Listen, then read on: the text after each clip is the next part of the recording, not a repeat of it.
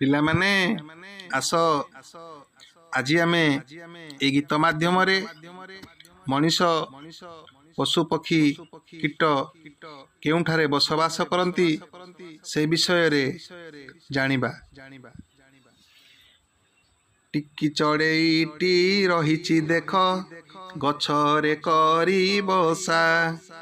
ବେଙ୍ଗୁଲି ରହିଛି ସାରୁ ଗଛ ମୂଳେ କାତରେ ରହେ ମୂଷା, ବିଲୁଆ ନନା ରହେ ବୁଦାରେ ଅଟଇ ଭାରି ଚତୁର, ସିଂହ ଅଟଇ ବଣର ରାଜା ଗୁମ୍ଫା ଭିତରେ ଘର, ବିଲେଇ ନାନୀ ଖୁସିରେ ବୁଲେ ଶୁଅଇ ଚୁଲି ମୁଣ୍ଡେ, କୁକୁର ସଦା ଜଗଇ ଘର ରହିଣ ଘର ଦାଣ୍ଡେ, ଗୋଡ଼ ନଥାଇ ଚାଲଇ ସାପ ଗାତଟି ଘର ତାର, ନରଦମାରେ ମଶା ରହନ୍ତି ବୁଲନ୍ତି ଘର ବାହାର, ଛେଳି ବଳଦ ପାଳିତ ପଶୁ ରହନ୍ତି ଗୁହାଳରେ,